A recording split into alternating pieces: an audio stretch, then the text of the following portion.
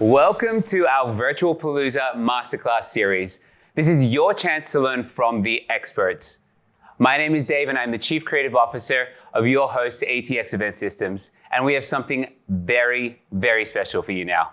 One of my personal heroes is going to talk to us about a game changer of a topic, winning pitches. Now, nowadays, winning any business seems like a bit of an uphill battle in the age of COVID, but we're bringing you some tips from the architects of some of the most impressive events I've ever seen. Now, this award-winning co-founder of a live brand storytelling agency and the new group of global brand story projects is an Amazon bestseller author, Forbes speaker, and a recognized thought leader. He is residing in my hometown of New York City, or my old hometown of New York City. He's a devoted father, husband, cycling enthusiast, fitness buff, surfer, Scrabble player, and classical pianist. We're going to talk about that in a sec. Please welcome President and CEO of Invent Group, Scott Cullather. Hey, Scott, how's it going? Great to see you, my friend. You as well, you as well. How's New York going?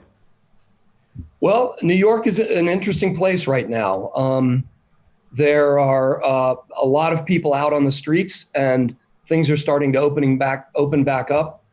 I think the most impressive thing about New York City is that people are abiding by the recommendations of the health experts, and they're wearing masks everywhere.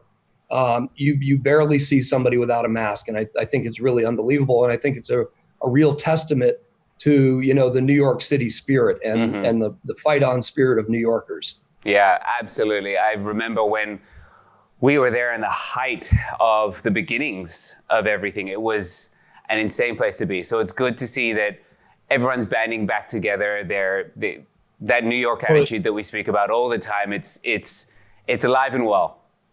Yeah, and there's a certain resiliency that New Yorkers have. And by example, one of the cool things that is happening right now in New York City is the restaurants are expanding out into the avenues and the streets, and they're creating temporary seating where otherwise cars would be parked. So it's allowing them to have extra seating, giving them extra revenue.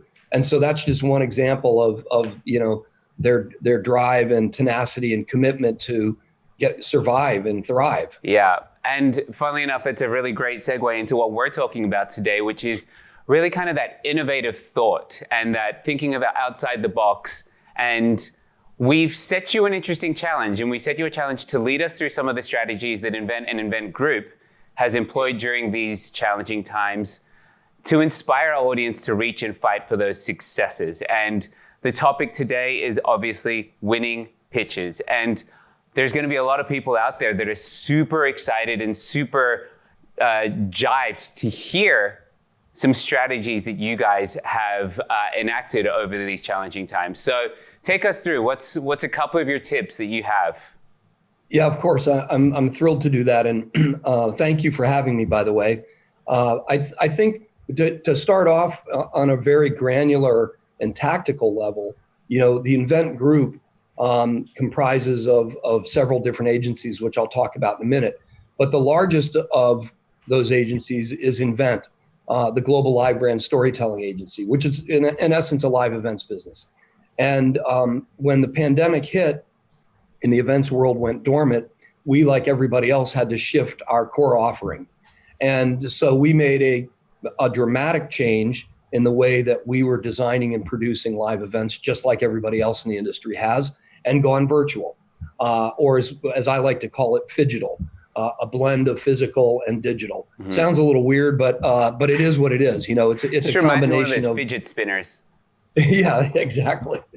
So that's the main thing we did, and we did that very quickly, and we did that early on, and we came up with a solution that is not specific to any one platform, because we're believers that no single platform fits all events or all companies.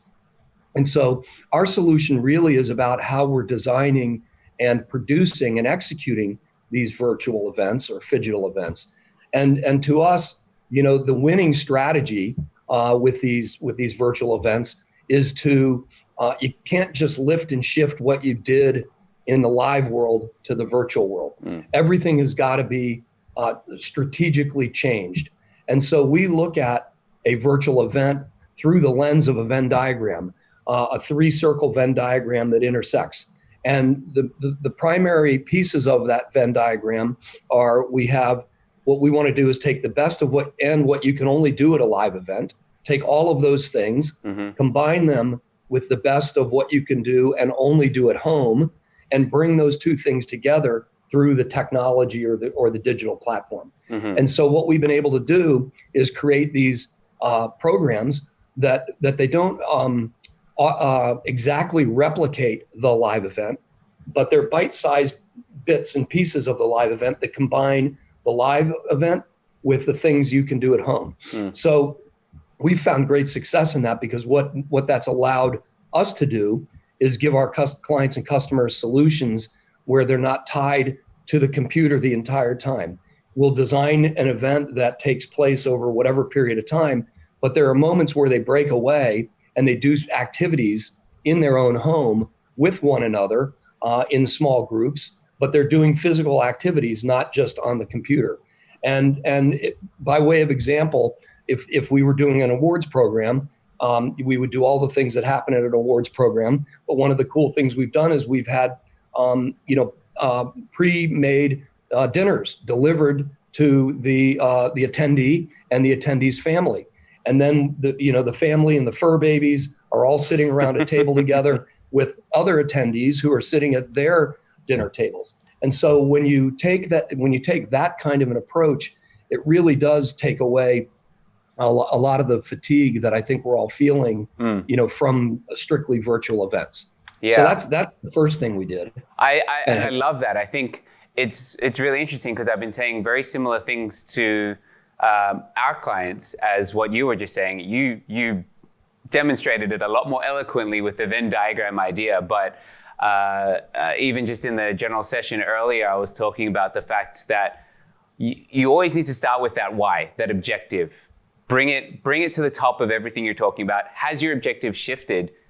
Then work out those strategies and the steps underneath that in order to obtain that. So I like to reframe this as, this isn't we've got to drag ourselves through this and try and figure out how to make digital like half as good as live. No, this is a brand new opportunity for you to reimagine something new.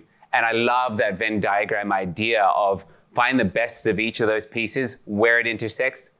That's your sweet spot. That's exactly right. And when you speak of opportunities, Dave, you're 100% right. There is a tremendous opportunity. We've been talking about this for a while, but to collect analytics, because you can track engagement, you can track what's successful and what's not successful through the computer, through the virtual technology.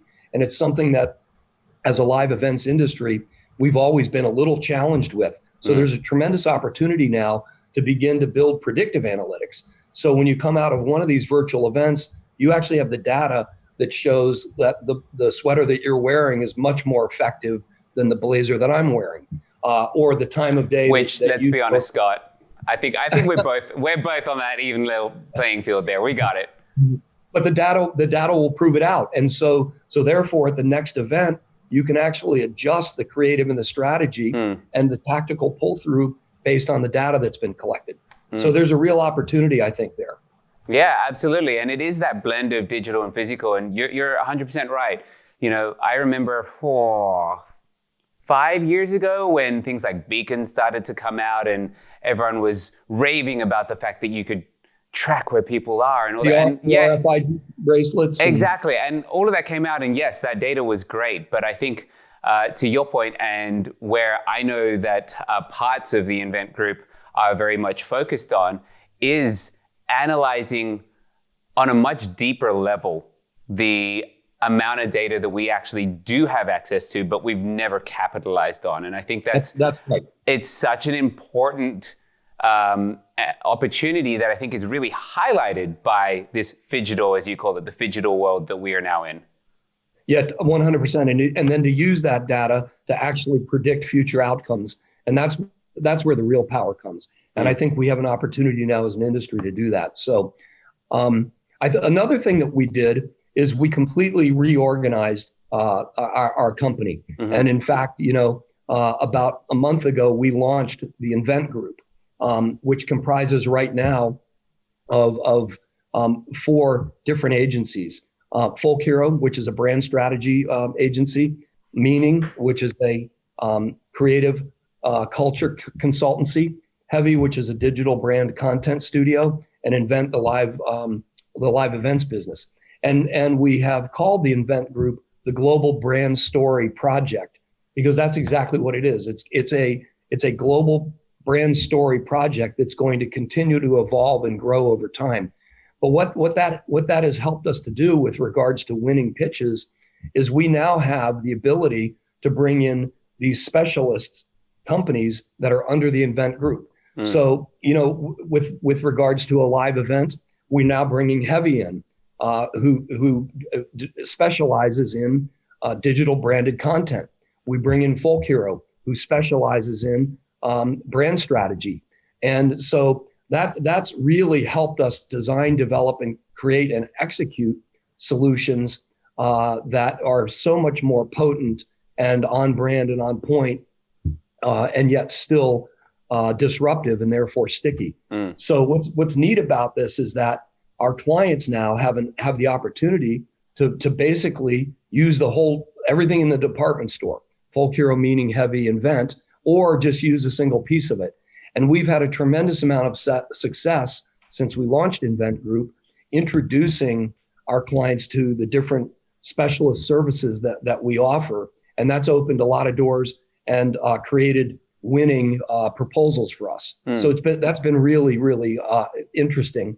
And, it's a little crazy if you think we're in the middle we are in the greatest recession since the Great Depression, to actually expand a company and grow a portfolio is a little crazy. But we've been working on this for a couple of years, and we took the opportunity to really lean into it right now. And it's perfect timing. I know that with ATX Event Systems as well, we've done a very similar thing where we've actually built one of the largest sound stages in Austin over quite literally the last 2 months. So pretty much once shutdown started is when construction started for us. And we've built out this ranch. It's unique, it's different, and it is tailored to, so many different concerts, conferences, brand launches, activations, all those kinds of things. And it's kind of crazy to think exactly the same way of this was the time when we invested. But I think it's important to, like we were talking about before, find that moment, that silver lining, and flip what's happened to you and find that opportunity. And I think that's one great tip that we can take out of what you were talking about there. Not everyone's going to be able to say, okay, I'm going to draw on my, digital data agency, or I'm going to pull on this component of who I am. But I think find what's within your framework, what's within your space, and flip it. Find that positive. Find something that you can capitalize on. Find that moment of inspiration. And sometimes that's really hard to do. And something that I've spoken about a couple of times here and just around is taking that breath.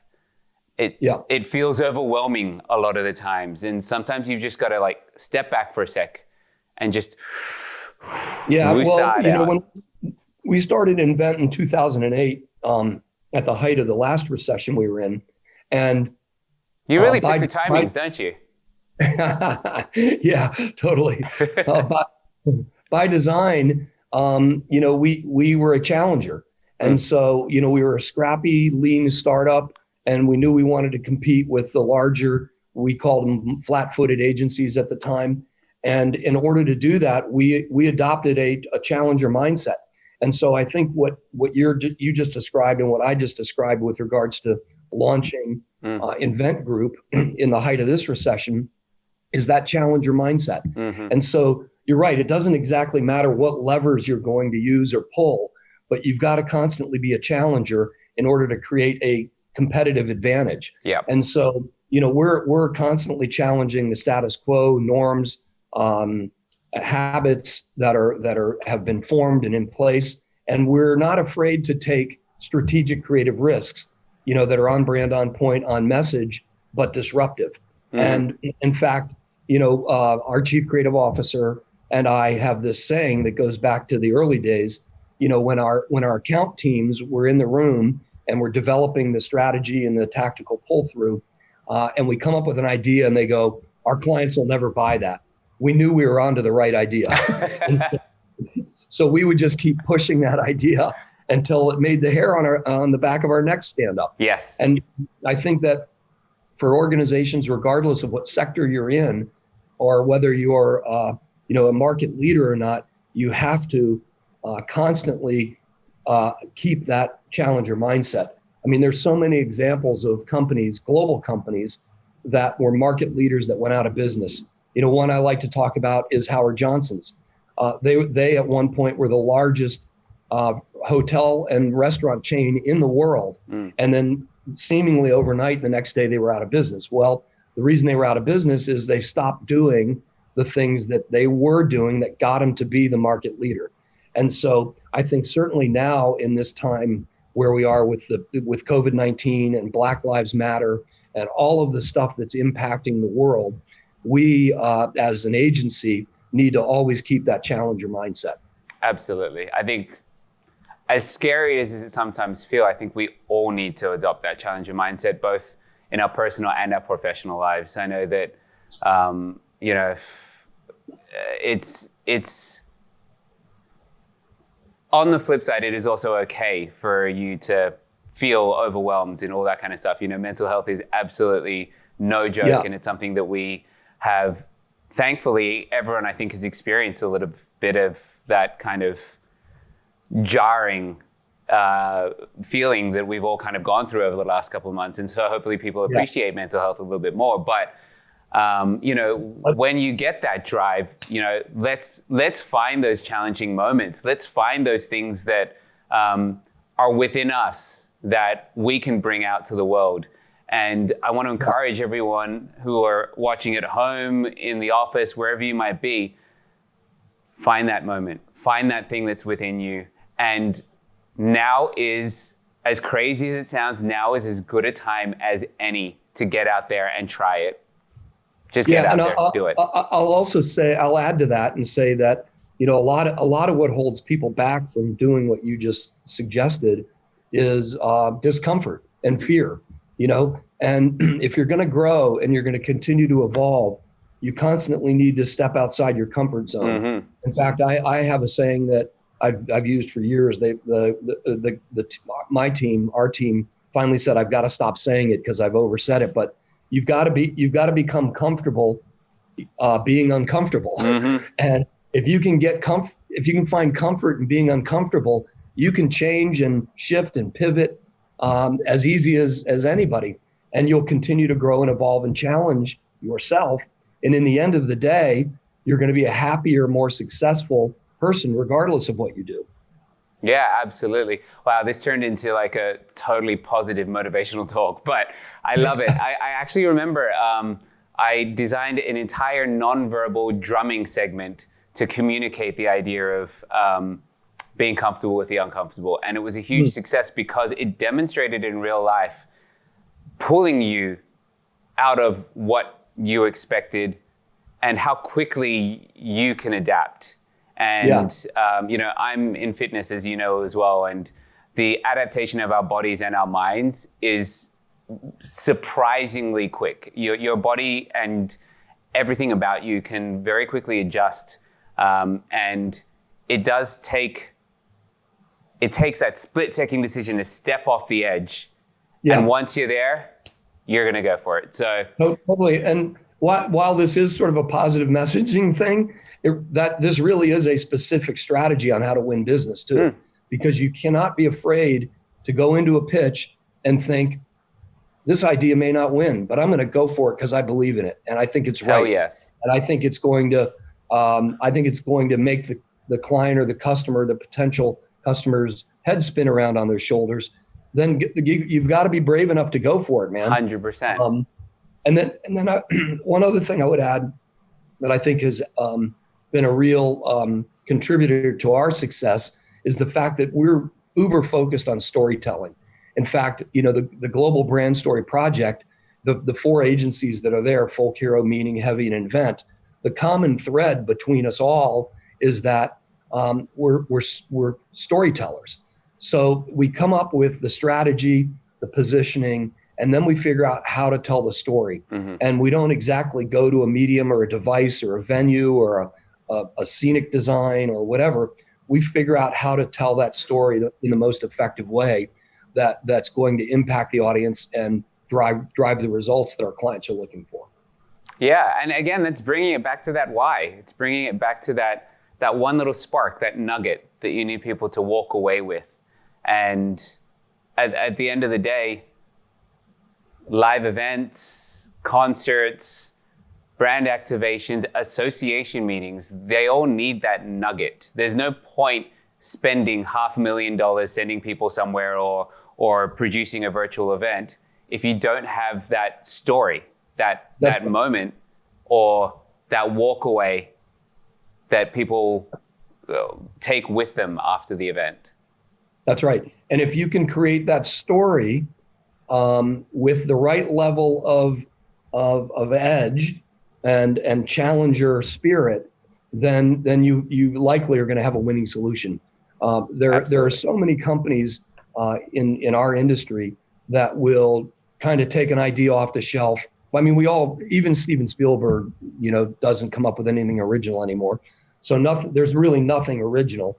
But what you've got to do is take the best of your experience and then figure out how to punch it and make it so that it's got that edge to it where it's going to be sticky and disruptive. Yeah, I always like to use the analogy of remixing. I feel like creativity really is remixing. Like you said, there are no original ideas now, but there are completely original combinations of things. Totally. And, you and I have had very different upbringings, so we bring completely different focuses to a brainstorm or a meeting with a client, and they're going to probably have their mind blown from one of our ideas because we come at it from that different perspective. And that's right. No matter how non-creative you think you are, you actually can bring so much to the creativity of a brainstorm or of an idea. I always used to say that no matter where I was, no matter who we were brainstorming about, I would invite everybody from the team, from the accountant to the creative directors to somebody who's walking by in the street, because they can bring something that you cannot. And that diversity of thought is one of the most important things when it comes to remixing or creativity.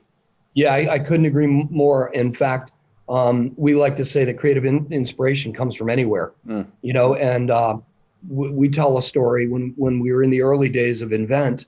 We were probably in our 4th or 5th day of brainstorming on a multi-million-dollar project, and we were brain locked. We couldn't solve it, and we had a temporary receptionist, a young lady, sitting in on the meeting taking notes, and she saw us struggling, and she raised her hand and she said, "Can I offer you a suggestion?" And we said, "Of course." And the suggestion that she offered pivoted the entire creative thinking and actually drove us to the winning idea. Wow. And had we not actually opened up our ears and our eyes and our minds to this young woman who knew nothing about our business, we probably wouldn't have won that business. Yeah. It's that first set of eyes, that you always need to step away for a sec.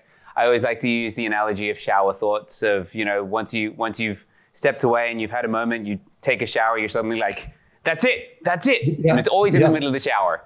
But it's giving your brain that capacity and finding other people to give you that capacity as well. So I know we're starting to run out of time already because we could just keep talking like this forever, but what's your next tip on winning pitches? Then I think the final thing that I would say is, especially now, that because we're all pitching virtually, that you need to pretend as though you're in the room with your clients or your prospective clients. I'll put my blazer on. The look and feel that I have is my look and feel, but I'll step it up and put it on. I'll make sure that I'm shaved the way I want to be shaved. I'll make sure that my hair's done the right way. I think so many people right now, because we're pitching virtually, don't appreciate the fact that it's still a live pitch, and the clients are watching us the same way they would watch as if we were in the room with them. And so I think above all else, right now, we need to pay special attention to that, because there are so many times when you'll see somebody presenting and the camera's like this, but the clients are paying attention to that kind of stuff. So it's really, really super important to do the same kinds of things that you did in a live pitch right now, even though it's a virtual pitch. Yeah, that's a really great tip. And I think now more than ever, we have to treat this more seriously, because, our entire industry is hurting. So yeah, and like if I'm not talking and I'm in the pitch, but I'm on camera, I want to pretend. I want to not pretend. I want to be engaged. I want to smile. I want to nod, because they can see you still, even though you're not the one presenting. You're not the big image on the screen. You're over here on the side with the thumbnails, and they can tell if you're disengaged or you're not interested.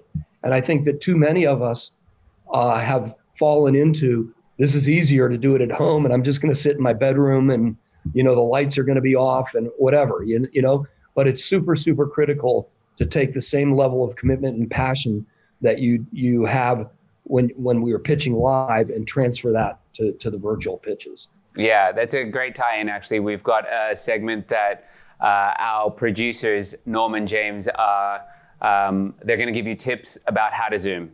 That's a nice, easy one. Awesome. Make sure you check that out. But overall, it's always a pleasure to talk with you, Scott. And thank you so much for sharing with our audience what's been happening with Invent Group. It's so inspiring to hear another group of companies that are pushing the limits, that are flipping the story around. And I think in our day and age, it's always inspirational to be able to hear that. So thank you for sharing your story. And at home, guys, if you have any tips that you'd like to share with our Virtual Palooza community, please add them to the chat, tag us on social media with the hashtag VirtualPalooza. Let's all chat. Let's continue this conversation. But thank you, Scott. Thank you for taking the time out. It's been a pleasure, and we will hopefully see you very soon. Take care, guys. Dave, thank you very much. It's been my pleasure. Thank you.